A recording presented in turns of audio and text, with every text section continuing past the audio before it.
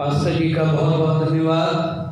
Pastor जी हमें बहुत प्यार करते हैं, बहुत आदर करते हैं और हमेशा हमारे प्रति बहुत दयावान हैं। प्रभु उनको बहुत आशीष दे, उनके परिवार को, सिस्टर और दोनों बेटों को और पूरी कलीसिया को। हालेलुया। पूरी कलीसिया को मेरी तरफ से बहुत बहुत आशीष दे प्रभु, और आप सबका बहुत बहुत धन्यवाद। हालेलुया। हालांकि हम यहाँ आज उपस्थित हुए हैं, पास्टर साहब ने हमें ये मौका दिया, लेकिन हमारी इच्छा थी पूरे परिवार की, मेरी और वाइफ की, बड़ा बेटा स्वप्निल, उसकी वाइफ सिमरन और बेटा भी, हमारा ग्रैंडसन भी आज आया है। ये बहुत अद्भुत और बहुत आशीष का दिन है। हालेलुया। मैं ज़्यादा बड़ा प्रचार आज नहीं करूँगा, आप सबको मालूम है मैं लंबा प्रचारक हूँ, लेकिन आज मेरी ख्वाहिश है हम सबकी, पूरे परिवार की, कि पास्टर साहब के द्वारा हम आशीषित हों और पास्टर साहब के द्वारा हम परमेश्वर के सामर्थी वचनों को सुने। आमीन। हालेलुया। आप लोग तो सुनते हैं बराबर, हम नहीं सुन पाते है ना। अच्छा भोजन, 5 स्टार से भी उत्तम भोजन, स्वर्गों के स्वर्ग का अभिषिक्त भोजन आप लोग करते हैं। कितने आशीषित हैं आप लोग। हमें आज मौका मिला है, तो उस सौभाग्य को, उस ब्लेसिंग को हम छोड़ना नहीं चाहते। मैं, पास्टर साहब ने मुझे जो समय दिया है उसके लिए बहुत बहुत धन्यवाद। मैं सिर्फ शुरुआत करूंगा, बाकी आगे पास्टर साहब उसको बढ़ाएंगे।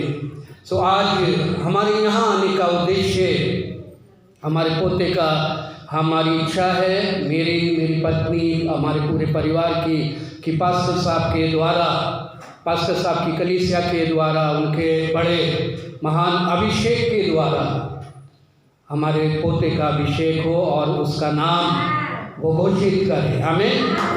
हालेलुया। ये बहुत अभिषेक और बहुत आशीषित दिन है हम सब के लिए। परमेश्वर ने हमें अनुग्रह दिया है। मेरा जो विषय है वो डेडिकेशन पे ही है। मेरे जो संदेश का जो सब्जेक्ट है, विषय है, वो ये है, giving your child back to God.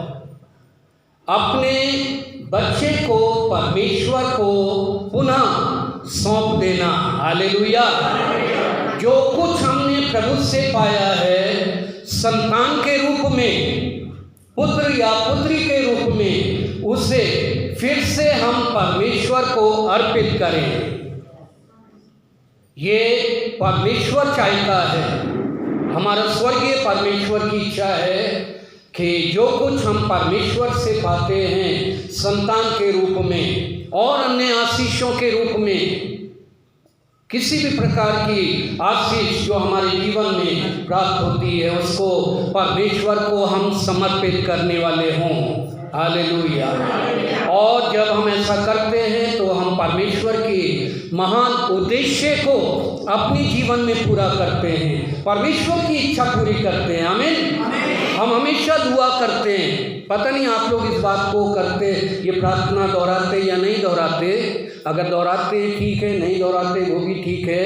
एक प्रार्थना हमेशा हमारे भारतीय मसीही लोग दोहराते हैं ना, प्रभु की प्रार्थना उसको बोल रखा है, जबकि वो प्रभु की प्रार्थना नहीं है। ए हमारे बाप, तू जो आसमान पर है, तेरा नाम पाक माना जाए, तेरी बादशाहत आए, जैसे तेरी मर्जी आसमान में पूरी होती वैसे जमीन पर भी हो। लेकिन हम ये नहीं जानते कई बार कि परमेश्वर की इच्छा, परमेश्वर की मर्जी हमारे लिए, हमारे जीवन के लिए क्या है, और परमेश्वर की इच्छा क्या है, परमेश्वर की मर्जी स्वर्ग में क्या है, परमेश्वर क्या चाहता है, उसकी मनोकामना, उसकी महत्वाकांक्षा, उसकी सोच क्या है।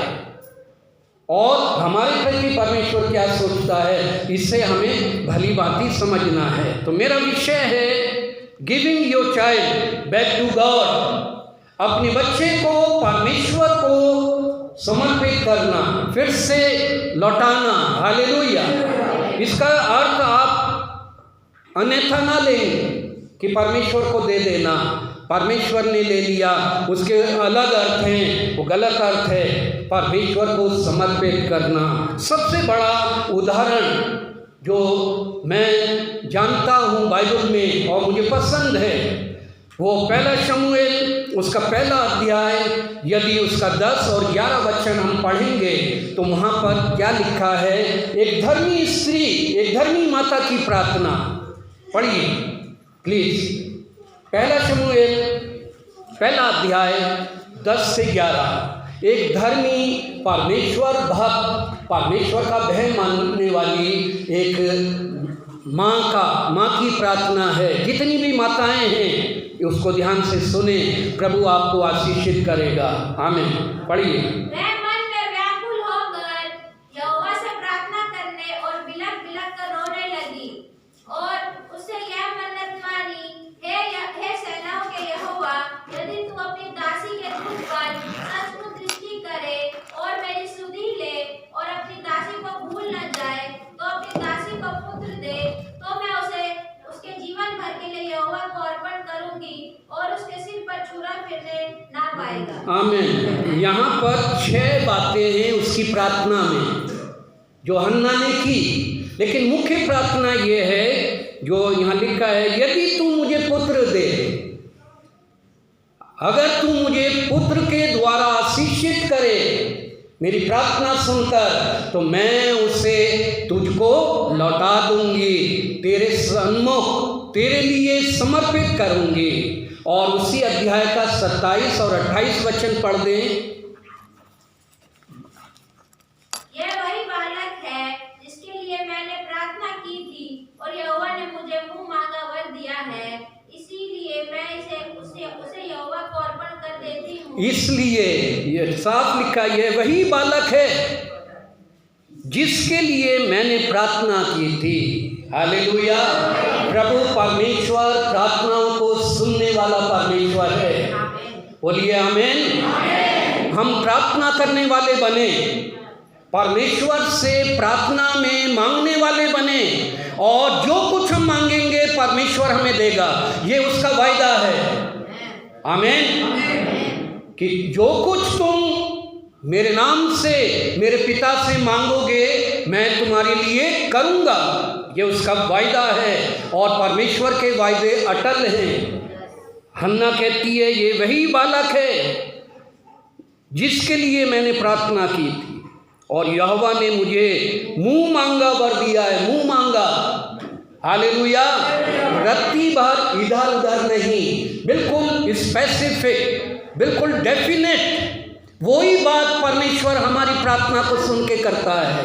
इसलिए हमारी प्रार्थना भी बिल्कुल स्पष्ट, स्पेसिफिक और बिल्कुल डेफिनेट होनी चाहिए, विश्वास से भरी हुई होनी चाहिए। उसमें जरा भी खोटापन नहीं होना चाहिए, अधूरापन नहीं होना चाहिए, उसमें कोई भी शंका नहीं होनी चाहिए। यदि हम बिल्कुल डेफिनेट हैं, बिल्कुल अपनी प्रार्थना में अडिग हैं, मेरी बात मानिए आप, परमेश्वर वो ही देगा आपको। Hallelujah, hallelujah, hallelujah. बहुत से लोग अपने हाथ घर पर छोड़कर आए हैं। हाँ, मैं देख रहा हूँ, हाथ उठाइए सब। हाँ, सबके हाथ हैं। तो जब आप सबके हाथ हैं तो परमेश्वर को दिखाइए कि हम पूर्ण रीति से आए। हन्ना ने अब जो पुत्र परमेश्वर ने उसे दिया था उसको अर्पित किया, वही पुत्र को दिया। आमीन। हमने जो आशीष पाई है परमेश्वर से, उसको परमेश्वर तक पहुंचाएं। पारिवारिक जीवन परमेश्वर की आशीष है ना, फैमिली लाइफ, ये पारिवारिक जीवन परमेश्वर की आशीष है। और मैरिड लाइफ, वैवाहिक जीवन भी परमेश्वर की ओर से आशीष है। आमीन। तो हर एक वैवाहिक लोग जो विवाहित हैं, मैरिड हैं, उनके जीवन में परमेश्वर सबसे सर्वश्रेष्ठ उत्तम आशीष संतान के रूप में देता है। यदि आप में से कोई ऐसे हैं जो विवाहित हैं और संतान रहित हैं, आप परमेश्वर से मांगे। हन्ना का विश्वास आपको चाहिए, हन्ना का समर्पण आपको चाहिए, हन्ना की तरह धार्मिकता आपके जीवन में होगी, परमेश्वर आपको मुंह मांगा वर देगा। आमीन। और हन्ना ने उस पुत्र को परमेश्वर को दिया, समर्पित किया, और शमूएल बहुत बड़ा नेता बना, धार्मिक नेता, पूरे इस्राएल का नेता बना, और कई राजाओं का, कई भक्तों का अभिषेक किया। राजा दाऊद का अभिषेक किया। आमीन। शाऊल का भी किया था उससे पहले, लेकिन शाऊल 2 वर्ष, केवल 2 वर्ष सेवा कर पाया परमेश्वर की, 2 वर्ष इच्छा, परमेश्वर की इच्छा में चल पाया, फेलियर हो गया, और उससे परमेश्वर से उसका संबंध खत्म हो गया। लेकिन दाऊद को चुना, और कैसी स्थिति में चुना आपको मालूम है। दाऊद ईशे का 8वां पुत्र था, भेड़ बकरी चराता था, कद में बहुत छोटा था। जिस समय परमेश्वर ने दाऊद को चुना, वो जंगल में भेड़ बकरियों की रखवाली कर रहा था। दाऊद के 7 बड़े भाई बहुत योग्य और बहुत लहीम शहीम, ऊंचे डील डॉल के, और शाऊल की सेना में अच्छे सैनिक थे, उनको नकार दिया। हालेलुया। परमेश्वर का चुनाव हमारे बाहरी डील डॉल और सांसारिक ताम झाम के ऊपर आधारित नहीं है। परमेश्वर का चुनाव सच्चे मन और समर्पण और सच्ची आत्मा और विश्वास से भरे हुए लोगों के लिए है। यदि हम समर्पित हो जाएं ईमानदारी से, तो परमेश्वर हमें चुनता है, ठहराता है, और लंबे समय तक नियुक्त करता है, अपने कार्यों को हमारे जीवन से लेता है। दाऊद के जीवन से ये प्रमाणित हुआ। शमूएल बहुत बड़ा न्यायी और बहुत बड़ा धार्मिक नेता बना। कई वर्षों तक उसने इस्राएलियों की निगरानी की। फिर एक और उदाहरण, लूका 2 अध्याय 22 वचन को पढ़िए मेहरबानी से, जल्दी से। लूका 2 अध्याय 22 वचन। जब मूसा की व्यवस्था के अनुसार उनके शुद्ध होने के दिन पूरे हुए, तो वे उसे यरूशलेम में ले गए कि प्रभु के सामने लाए। हाँ, यहाँ पर यूसुफ यीशु मसीह का संसारिक पिता, बायोलॉजिकल फादर है ना, संसारिक पिता, और यीशु की माता मरियम, वहाँ लिखा है जब उनके शुद्ध होने के दिन पूरे हुए, अर्थात 40 दिन पूरे हुए, जो यहूदियों की व्यवस्था के अनुसार और बाइबल की व्यवस्था के अनुसार 40 दिन शुद्ध पूरे हुए, पवित्र होने के, शुद्ध होने के, या शारीरिक शुद्धता के बारे में, तो वो यीशु मसीह को यरूशलेम के मंदिर में ले गए और यरूशलेम में प्रभु यीशु का अर्पण किया, डेडिकेशन किया। हालेलुया। तो ये जो अर्पण है, इसको आप गलत ना समझे। जब पास्टर साहब करेंगे हमारे पोते का अर्पण, तो उससे उसका उद्धार नहीं होगा। वो सिर्फ परमेश्वर को समर्पित किया जाएगा, लेकिन जब वो बड़ा होगा, जब विश्वास करेगा, मन फिराएगा और यीशु मसीह का इनकार करेंगे, जब हमारे बच्चे जब इनकार उसको स्वीकार करते हैं, अंगीकार करते हैं, तब हमारे उद्धार की जो पूर्णता है हमें प्राप्त होती है। हालेलुया। डेडिकेशन को कोई बैप्टिज्म भी ना समझे। कई बार कई मसीही कलीसियाओं में चाइल्ड बैप्टिज्म है ना, क्रिस्टनिंग बैप्टिज्म, चाइल्ड बैप्टिज्म या क्रिस्टनिंग समझते हैं कि शुद्धिकरण, पवित्रीकरण, ऐसा कुछ नहीं है। परमेश्वर ने एक आशीष दी है माता पिता को, और वो माता पिता उस बच्चे को, उस बालक को, उस बेटे या बेटी को परमेश्वर के सन्मुख लाए हैं कि प्रभु ये आपकी दी हुई आशीष है, आप इसे स्वीकार करें, इसे आशीषित करें और इसे स्वीकार करके आशीषित करके हमें वापस लौटाएं ताकि हम आपके डर और भय में इसका पालन पोषण कर सकें। आमीन। बस इतनी बात है। अब डेडिकेशन के 4 बातें मैं आपको बताना चाहता हूँ, सिर्फ 4 जल्दी से। और पहला, डेडिकेशन का जो अर्थ है, जो हमें समझना चाहिए, जो रियल मीनिंग है, हर एक माता पिता को समझना चाहिए। उसमें पहली बात ये है कि परमेश्वर के प्रति माता पिता का प्रेम की पुष्टि है, प्रेम का एक बिल्कुल वायदा है। वो पुष्टि कर रहे हैं कि वो परमेश्वर से प्यार करते हैं। हालेलुया। कि परमेश्वर एक है, वो सनातन काल का परमेश्वर है और हम उस परमेश्वर से प्यार करते हैं जिसने हमसे प्यार किया और प्रेम को प्रमाणित करने के लिए अपने पुत्र यीशु को दे दिया, जिसके द्वारा हमारा उद्धार होता है। हालेलुया, हालेलुया, आमीन। God bless you. ये प्रेम की, परमेश्वर के प्रति माता पिता की प्रेम की, परमेश्वर के प्रति उनका कितना प्यार है, परमेश्वर को कितना आदर देते हैं, कितनी श्रद्धा है कि वो सनातन काल का प्रभु परमेश्वर, उसके सिवा हमारा जीवन कुछ भी नहीं है। ये हमें मानना है और हर एक माता पिता को मानना है। जिन माता पिता ने अभी तक अपने बच्चों का अर्पण नहीं कराया मसीही विश्वास के अनुसार कलीसिया में, उनके लिए भी ज़रूरी है। दूसरी बात, ये अर्पण का जो अर्थ है वो ये है, परमेश्वर के स्वामित्व को मानना। परमेश्वर स्वामी है, वो प्रभु है, वो यहोवा है, वो परमेश्वर है, उसके अलावा और कोई परमेश्वर नहीं है। उसके अधिकार को अपने जीवन में स्थान देना, ये है। और बच्चे को लाकर अर्पित करने का अर्थ, माता पिता ये जाहिर कर रहे हैं कि हम उस परमेश्वर से प्यार करते हैं।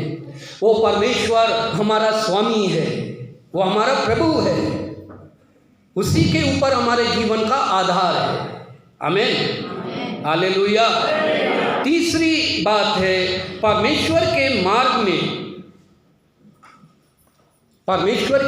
में बच्चे का पालन पोषण करने की प्रतिज्ञा है कि हम अपने बच्चे का पालन पोषण परमेश्वर के ठहराए हुए मार्ग में करना चाहते हैं, परमेश्वर की शिक्षा के अनुसार करना चाहते हैं। संसार की शिक्षाएं बहुत हैं, आज नई नई टेक्नोलॉजी आ रही है, नए नए साइंस आ रहे हैं और आजकल स्कूलों में, कॉलेजेस में भी इतने सब्जेक्ट आ गए हैं, नई नई शिक्षाएं आ रही, नया तत्व ज्ञान आ गया है, नया विज्ञान आ गया है। उनके बारे में जानना, अपने बच्चों को उनकी शिक्षा देना बुरी बात नहीं है। आजकल स्कूलों में जो पढ़ाई हो रही है, वो जो हमने सोचा भी नहीं था अपने समय में, उससे भी बढ़कर हमारे बच्चे पढ़ रहे हैं और समय के अनुसार वो सारी टेक्नोलॉजी के बारे में, अच्छी टेक्नोलॉजी के बारे में हमारे बच्चों को जानना और सीखना ज़रूरी है। आमीन, है या नहीं? बोलिए, है या नहीं? तो बच्चों को एनकरेज करें, बच्चों को प्रयास करें, बच्चों के लिए प्रार्थना करें और बच्चों को अच्छे स्कूलों में भी इसलिए हम डालते हैं, बच्चों के लिए अच्छी मेहनत करते हैं कि हमारे बच्चों का पालन पोषण अच्छा हो, बच्चों की अच्छी देखभाल हो, उनकी हम उनको अच्छा संस्कार दें, मसीही संस्कार दें, बाइबल का संस्कार दें, बाइबल का कल्चर उनको सिखाएं। जैसे यीशु मसीह की माता मरियम यीशु को सिखाई, जैसे मूसा की माता मूसा को बाल्यकाल अवस्था से ही सिखाती रही, जिस प्रकार तिमोथियुस की नानी और तिमोथियुस की माँ तिमोथियुस को सिखाती रही, उसकी गवाही पौलुस प्रेरित ने दी है। वैसे ही माताएं अपने बच्चों को अच्छा संस्कार, ये माताओं की जिम्मेदारी है। हालेलुया। पिता की जिम्मेदारी है आवश्यकताओं की पूर्ति करना, घर का प्रबंधन करना, घर की रक्षा करना। माता की जिम्मेदारी है घर की अच्छी देखभाल करना, बच्चों की, घर गृहस्थी की जिम्मेदारी। आमीन, हालेलुया। सहमत हैं माता लोग मुझसे? नहीं हैं? बहुत सहमत नहीं है। हाँ, तो कोई बात नहीं आप ही का घर बिगड़ेगा अपने घर की चौकसी करें। भजन संहिता 31 पढ़ लीजिएगा घर जाकर, सारी बहनें नीति वचन 31 पढ़िएगा, नोट कर लीजिए। आज पूरे सप्ताह है ना, मैं शिक्षक हूँ ना, सिखाता हूँ, मैं ट्रेनिंग के लिए भी पास्टर साहब मुझे बुलाते हैं। तो नीति वचन 31 घर जाके पढ़िएगा और खूब अच्छे से गहन अध्ययन कीजिएगा। तो महिलाओं का है। चौथी और अंतिम बात, अर्पण का, माता पिता के अर्पण करने का जो उद्देश्य है, जो अर्थ है, वो ये है, परमेश्वर की योजना और परमेश्वर की प्रतिज्ञाओं का दावा करना है। अगर जब स्वप्निल और सिमरन सामने अपने बच्चे को लेकर आएंगे तो वो ये 4 दावे कर रहे हैं। ये 4 उसका अर्थ है, पहला कि वो परमेश्वर से प्यार करते हैं। दूसरी बात, वो ये जाहिर करेंगे कि परमेश्वर के महानता को, परमेश्वर के स्वामित्वपन को, कि वो स्वामी हैं, उसके अलावा कोई नहीं है, उसको मानते हैं। तीसरी बात, परमेश्वर के मार्ग में अपने बच्चे का पालन पोषण करने के लिए तैयार हैं। हालेलुया। चौथी और अंतिम बात, परमेश्वर की योजनाओं और प्रतिज्ञाओं का वो दावा करते हैं कि परमेश्वर उनके लिए, उनके परिवार के लिए, उनके बच्चे के लिए, परमेश्वर स्वर्ग से अपनी प्रतिज्ञाएं, सारी प्रतिज्ञाएं दें। हालेलुया, आमीन। परमेश्वर की प्रतिज्ञा अटल है। आसमान और ज़मीन टल जाएंगे, आसमान के तारे गिर जाएंगे, सब कुछ बदल जाएगा, लेकिन परमेश्वर की प्रतिज्ञा पूरी होती है, कभी नहीं टलती। हालेलुया। और परमेश्वर की प्रतिज्ञा, इसके ऊपर मैं ज़्यादा बयान नहीं करूँगा, कभी मुझे मौका मिलेगा तो मैं बताऊँगा। प्रतिज्ञा, हर एक प्रतिज्ञा परमेश्वर की वाचा से जुड़ी हुई है, परमेश्वर की वाचा से। इसलिए परमेश्वर वाचा में जब हमारे साथ बंधा हुआ है तो वो बिल्कुल अपनी प्रतिज्ञा को पूरा करता है। वाचा का ये बायलॉज है, प्रतिज्ञाएं। जैसे कोई ट्रस्ट होता है, जैसे कोई अनुबंध होता है और उसको हम बांध लेते हैं 2 जन, और उसमें बायलॉज होते हैं, टर्म्स एंड कंडीशन होते हैं। उसी प्रकार हर एक वाचा में प्रतिज्ञा है। बिना प्रतिज्ञा की कोई वाचा पूरी नहीं होती। अगर हम वाचा में बंध जाएं तो प्रतिज्ञाएं अपने आप पूरी होंगी। हालेलुया। और परमेश्वर की तमाम योजनाएं, प्लानिंग ऑफ गॉड, परमेश्वर की योजना हमारे लिए बहुत योजनाएं हैं, उसको बाइबल से हमें समझना है। हम समझते भी हैं, सीखते हैं। हालेलुया। कि हमें परमेश्वर मेरे लिए, मेरे परिवार के लिए, मेरे बच्चों के लिए, मेरी घर गृहस्थी के लिए, मेरी नौकरी के लिए, मेरे बिजनेस के लिए, मेरे भीतर बाहर आने जाने के लिए, मेरी हर एक बातों के लिए परमेश्वर के पास क्या प्लानिंग है। आमीन। God bless you, God bless you. Hallelujah. Yes.